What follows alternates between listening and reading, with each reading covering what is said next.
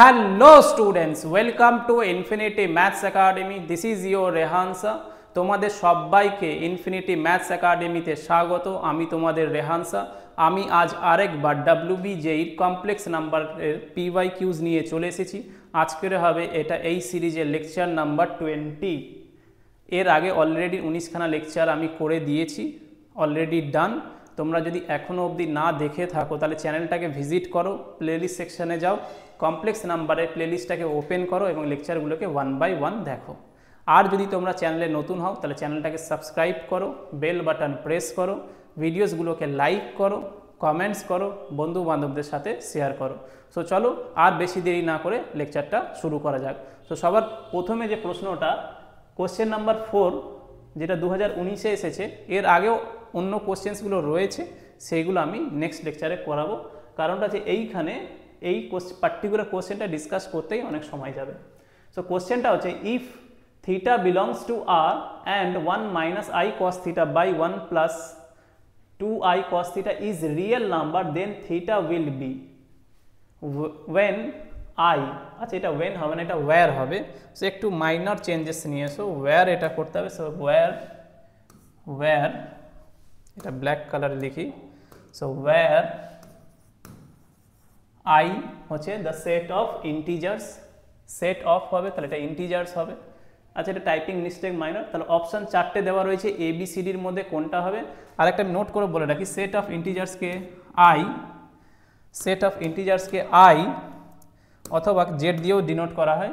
So I সমান সমান Z এবং এটাকে স্ট্রোক দিয়ে এইভাবে লেখা হয়, আর সেটা হয়ে যাচ্ছে 0 plus minus 1 plus minus 2 and so on. So তোমরা অ্যাকর্ডিংলি এটা লিখে নেবে। সো এই কমপ্লেক্স নাম্বারটা বলছে রিয়েল হবে, তাহলে আগে বলো একটা কমপ্লেক্স নাম্বার ধরে নিচ্ছি জেড ইকুয়াল টু তোমার রয়েছে x plus i y. So এটা রিয়েল কখন হবে? এটা রিয়েল তখন হবে যখন এর ইম্যাজিনারি পার্ট ওয়াইটা 0 হবে, তবেই তো বলবো কমপ্লেক্সটা হচ্ছে real, purely real. When the imaginary part is 0, কখন? যখন কমপ্লেক্স নাম্বারটা অলরেডি স্ট্যান্ডার্ড ফর্মে রয়েছে। বাট এইখানে দেখো ওপরে একটা কমপ্লেক্স নাম্বার, ওপরের কমপ্লেক্স নাম্বারটা কী স্যার? এটা হচ্ছে x1 plus i y one. আর নিচের কমপ্লেক্স নাম্বারটা কী স্যার? এটা হয়ে যাচ্ছে x2 plus i Y two. তাহলে আমি আগে এক কাজ করি, এই কমপ্লেক্স নাম্বারকে আগে তো এই স্ট্যান্ডার্ড ফর্মে নিয়ে আসি, তারপরে তার যে ইম্যাজিনারি পার্ট হবে সেটাকে 0-র সাথে ইকুয়েট করব, সেইখান থেকে থিটার ওপরে কন্ডিশনটা বলবো। কারণ কমপ্লেক্স নাম্বারটা রিয়েল তখনই হবে, এই কমপ্লেক্স নাম্বারটা রিয়েল তখনই হবে যখন এর ইম্যাজিনারি পার্টটা 0 হবে। সো আই হোপ এইটা বোঝাতে পেরেছি। সো আগে চলো এর সলিউশনটা আমরা শুরু করব কিভাবে। এই কমপ্লেক্স নাম্বারকে তো আমি স্ট্যান্ডার্ড ফর্মে আগে রেডিউস করব। So let z equal to 1 minus i cos theta by 1 plus 2i cos theta.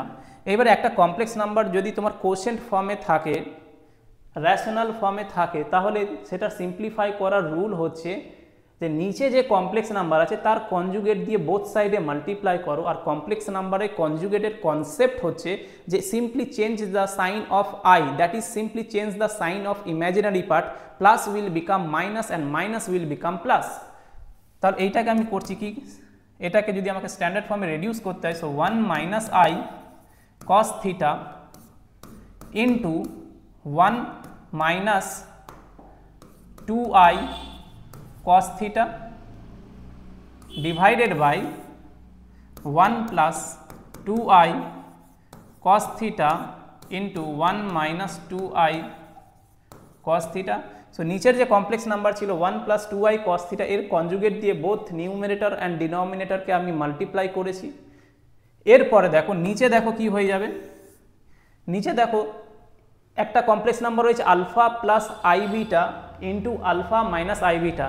তাহলে একটা ফর্মুলা হচ্ছে যে কোনো কমপ্লেক্স নাম্বারের সাথে তার যদি কনজুগেটকে মাল্টিপ্লাই করো, সিম্পলি তোমার আনসারটা হয়ে যাবে রিয়েল পার্টের স্কোয়ার প্লাস ইম্যাজিনারি পার্টের স্কোয়ার। সো এটাকে আমি নোটে সাইডে লিখিয়ে দিচ্ছি যে alpha plus i beta into alpha minus i beta যদি করো, মানে একটা কমপ্লেক্স নাম্বারের সাথে তার কনজুগেটের যদি প্রোডাক্ট নাও, তাহলে কী হবে? এটা হচ্ছে a plus b into a minus b, তাহলে এটা হয়ে যাবে a square minus b square. So a হচ্ছে alpha square minus i b, কেন আই বিটা, এটা হচ্ছে বি, এটা হয়ে যাবে alpha square minus i square beta square. I square মানে কি হয়, i equal to square root of -1, so i square হয়ে যাবে -1, আর তার আগে মাইনাস রয়েছে, so minus of minus plus হয়ে যাবে, তো এটা হয়ে যাচ্ছে alpha square plus beta square, alpha square plus beta square. কেন স্যার, কারণটা হচ্ছে আই স্কোয়ার ইকুয়াল টু -1, আর মাইনাস অফ মাইনাস প্লাস হয়ে গেছে। তাহলে একটা কমপ্লেক্স নাম্বারের সাথে তার যদি কনজুগেটকে মাল্টিপ্লাই করো, তার রেজাল্টটা হবে রিয়েল পার্টের স্কোয়ার, রিয়েল পার্ট কে স্যার আলফা, তারপরে প্লাস ইমাজিনারি পার্টের স্কোয়ার, ইমাজিনারি পার্টকে বিটা। সো একটা কমপ্লেক্স নাম্বারের সাথে তার কনজুগেটকে যদি মাল্টিপ্লাই করো, সিম্পলি আনসার হচ্ছে real part square plus imaginary part square. So sir এইখানে রিয়েল পার্ট কোনটা, 1 রয়েছে, তাহলে এটা হয়ে যাবে 1 square plus sir imaginary part কোনটা, ইমাজিনারি পার্ট হচ্ছে 2 cos থিটা, আই ছাড়া যেটা আসবে, তাহলে 2 cos থিটা তার হোল স্কোয়ার। সো রিয়েল পার্টের স্কোয়ার প্লাস ইমাজিনারি পার্টের স্কোয়ার। সো নিচেরটা সলভ করে দিলাম। ওপরে দেখো, ওপরে এবার এই দুটোকে প্রোডাক্ট করো, 1 × 1 1 হয়, মাইনাস 1 × 2i cos থিটা হয়ে যাবে 2i cos theta, minus i cos theta into 1 করলে minus i cos theta, minus of minus plus হয়ে যাবে i × i কি হয়ে যাবে i স্কোয়ার, আর এখানে 2 আছে, so 2i square cos theta হয়ে যাবে। এইবারে দেখো 1 আর এখানে i স্কোয়ার রয়েছে, i স্কোয়ার মানে কি -1, সো 1 মাইনাস এটা হয়ে যাবে 1 মাইনাস 2 cos থিটা, এই যে 1 i স্কোয়ার মানে কত -1, so 1 minus 2 cos theta minus 2i cos theta minus i cos থিটা, so minus 3i cos theta divided by 1 plus 4 cos square theta. এইবার এই দুটো কমপ্লেক্স নাম্বারকে আমি এইটাকে এবার স্ট্যান্ডার্ড ফর্মে লিখব। সো এটা কি, নিচেরটা কি একটা রিয়েল নাম্বার চলে এসেছে, নিচে কোনো আই নেই, সো এটাকে নেক্সট স্লাইডে দেখাচ্ছি। 1 minus 2 cos theta divided by 1 plus 4 cos square theta. তারপরে কি হবে sir, 1 minus 2 cos theta by 1 plus 4 cos square theta plus, তারপরে হয়ে যাবে প্লাস কি হবে, আচ্ছা এইখানে দাঁড়াও একটু এক্সট্রা স্লাইড এসে গেছে একটা, ইয়েস, তারপরে কি হবে প্লাস i ইন্টু কি ছিল ভেতরে -3 cos theta divided by 1 plus 4 এটা যাবে cos square theta. So sir এটাকে কি আমি লিখতে পেরেছি, জেডটাকে দেখো তো, জেড ইকুয়াল টু কি লেখা গেছে স্যার, যে এটাই তো এক্স প্লাস আই ওয়াই, এটাই তো রিয়েল পার্ট, এই যে যদি থিটা রিয়েল হয় তাহলে 1 minus 2 cos theta real, 1 plus 4 cos square theta real by real করলে রিয়েল, তো এটা real part, plus i into imaginary part কত -3 cos থিটা রিয়েল, নিচেরটা রিয়েল বাই রিয়েল হবে। তো এই কমপ্লেক্স নাম্বার যেটা গিভেন কমপ্লেক্স নাম্বার ছিল, এই গিভেন কমপ্লেক্স নাম্বার বলছে রিয়েল হবে, এবং এই কমপ্লেক্স নাম্বারকে আমি এক্সপ্রেস করেছি this complex number is equal to this complex number, এবং এটা তাহলে রিয়েল হবে। এবার এটা রিয়েল কখন হবে, যখন তার ইমাজিনারি পার্টটা 0 হবে, এই যে ওয়াইটা যখন 0 হবে তবেই তো রিয়েল হবে। এবার লিখছি since Z is real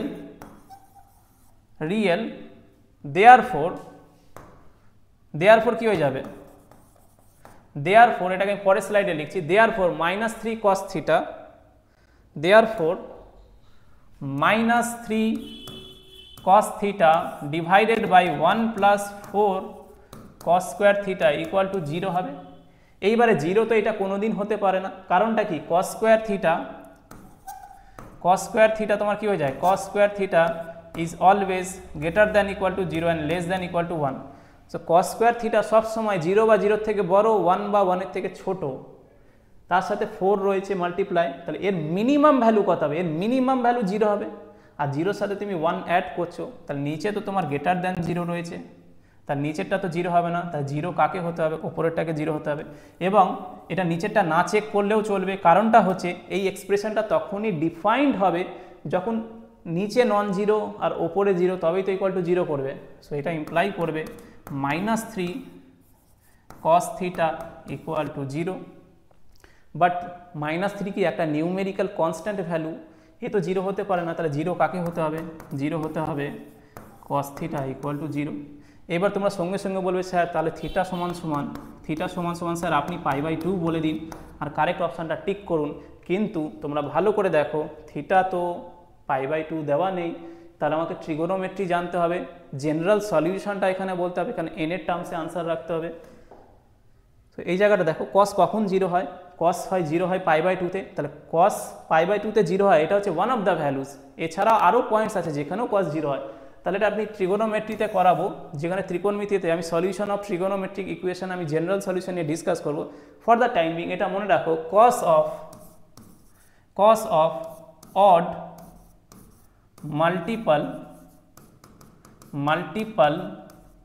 of π/2 is always equal to 0. cos of odd multiple of π/2 সব সময় কি হয়ে যায় তোমার 0 হয়ে যায়।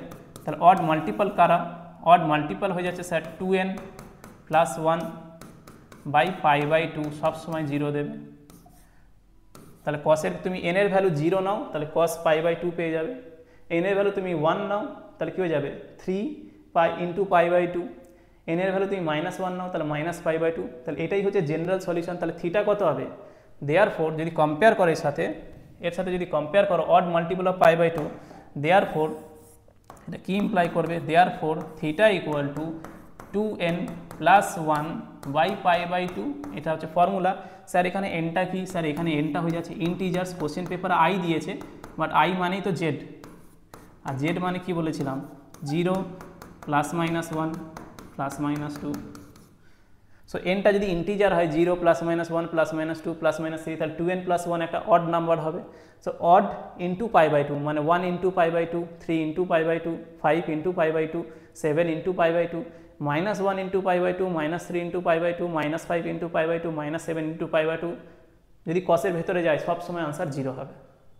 তাহলে এইটা হচ্ছে cos π/2 হচ্ছে স্পেশাল কেস, যখন এনটা 0 হয়ে যায় তাহলে দেখো π/2 পেয়ে যাবে। এরপরেও কেউ তোমরা বলতে পারো স্যার আপনি তো এইভাবেও লিখতে পারেন cos 2n - 1 π/2 ইকুয়াল টু 0, এটাও হবে, কেন 2n + 1 বা 2n - 1 দুজনেই অড। 2n + 1 যদি অড হয় 2n - 1ও অড হবে। তো যে কোনো একটা লিখলেই হবে, কিন্তু অপশানগুলোতে দেখো প্লাস দিয়ে রয়েছে, তাই জন্য প্লাস যেখানে থাকবে 2n + 1 সেটাকে টিক করবো। আর তুমি যদি 2n - 1 দিয়ে করো আর 2n + 1টা টিক করো, তোমারটাও ঠিক হবে, because odd number can be expressed in the form 2n + -1 আর even numbers only in 2n form.